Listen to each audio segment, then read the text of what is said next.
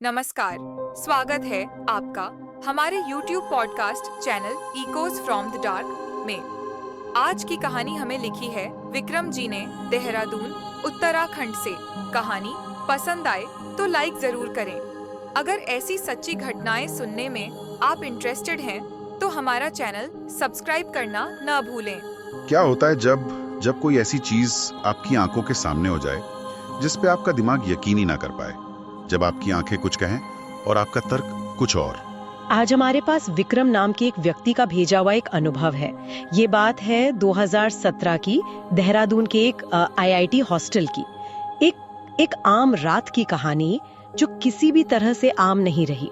और इसमें जो सबसे दिलचस्प बात है वो ये कि विक्रम खुद को एक ऐसा इंसान बताते हैं जो सिर्फ देखी या अनुभव की हुई बातों पर ही विश्वास करते थे। तो एक तार्किक इंसान। बिल्कुल। तो चलिए उनके इस अनुभव की परतों को खोलते हैं और समझने की कोशिश करते हैं कि उस रात ऐसा क्या हुआ जिसने उनकी सोच को हमेशा के लिए बदल दिया। तो कहानी शुरू होती है दिसंबर 2017 से। जगह है देहरादून का एक आईआईटी हॉस्टल। विक्रम और उनके रूममेट गौरव दोनों परीक्षाओं की तैयारी में पूरी तरह जुटे हुए हैं। हाँ, वो आईआईटी का प्रेशर तो होता ही है। वही हॉस्टल की जिंदगी, देर रात का पिन्नाई, और जैसा कि विक्रम बताते हैं, हर हॉस्टल की तरह उनके हॉस्टल की भी अपनी कुछ भूतिया कहानियां थी। और यहीं पर हमें माहौल पर ध्यान देना जरूरी है। देखिए, परीक्षाओं का तनाव, नींद की कमी, देर रात का समय, हाँ। और एक ऐसी जगह जहां पहले से ही डरावनी कहानियों का जिक्र होता हो। ये सारी चीजें मिलकर दिमाग को किसी भी असामान्य घटना के लिए ज्यादा संवेदनशील बना देती हैं। मतलब एक तरह से जमीन पहले से तैयार थी। बिल्कुल, एक मनोवैज्ञानिक जमीन। तो उस रात लगभग 2 बज रहे थे। दोनों को भूख लगती है पढ़ते पढ़ते। हाँ, और हॉस्टल के नियम ऐसे थे कि कमरे में खाना रखने की इजाजत नहीं थी, तो उन्हें मेस तक जाना पड़ता है। अच्छा। और ये मेस हॉस्टल से करीब 40-50 मीटर दूर था, और वहां तक पहुंचने के लिए पुराने टिन की छत वाले बैरकों के पास से गुजरना पड़ता था। वो भी जिन्हें तोड़ा जा रहा था, मतलब एक तरह से वीरान जगह। बिल्कुल वीरान। और जैसे ही वो उन बैरकों के पास से गुजर रहे थे, उन्हें टिन की छत पर किसी के चलने की आवाज सुनाई दी। अच्छा। विक्रम बताते हैं कि दोनों डर गए थे, लेकिन किसी ने जाहिर नहीं किया।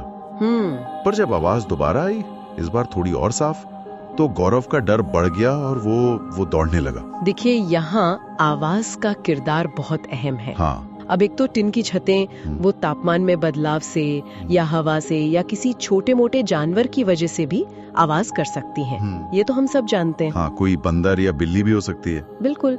लेकिन उस डरावने माहौल में, उस तनाव में, दिमाग उसे पैरों की आहट के तौर पर समझता है। सही बात है। और जब एक डर को 2 लोग एक साथ महसूस करते हैं तो वो और भी ज्यादा असली लगने लगता है।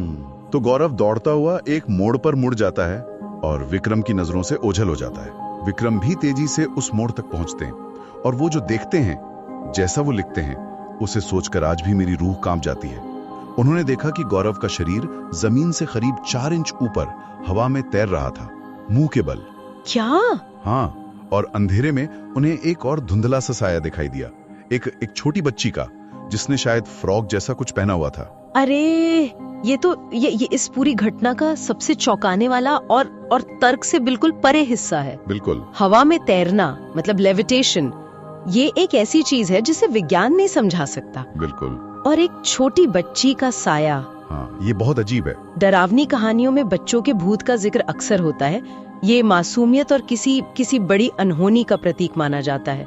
सवाल ये है कि क्या वो साया इस घटना का कारण था या सिर्फ एक गवाह। और ये मंजर देखने के बाद विक्रम बेहोश हो जाते हैं। जाहिर है, कोई भी हो जाएगा।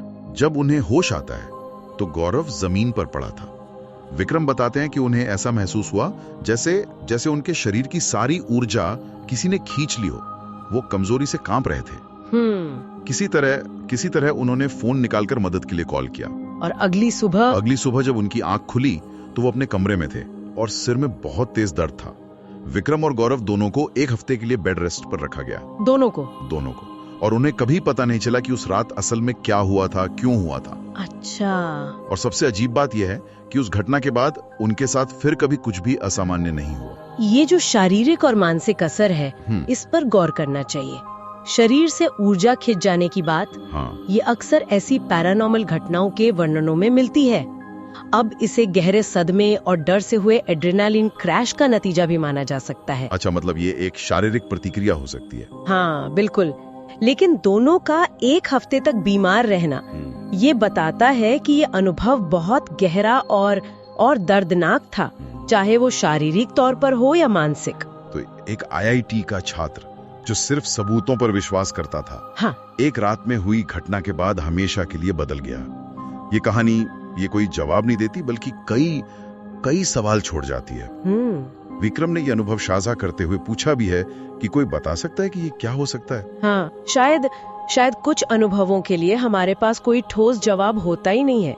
वो बस हमारे विश्वास और हमारे तर्क की सीमाओं को चुनौती देने के लिए होते हैं। और यही आज का विचार है। अगर एक ऐसा पल जिसे समझाया नहीं जा सकता किसी तार्किक इंसान की पूरी दुनिया को हिला सकता है, तो ये हमारी समझ की हदों के बारे में क्या बताता है? सही सवाल है। तब क्या होता है जब हमारी इंद्रियां कुछ ऐसा देख लें जिसे हमारा तर्क मानने को तैयार ही ना हो? ये कहानी सुनने के लिए बहुत बहुत धन्यवाद। अगर आप भी अपना अनुभव हमारे साथ साझा करना चाहते हैं तो हमें ईमेल लिख सकते हैं। हमारा ईमेल आईडी है echoesfromthedark.official@gmail.com।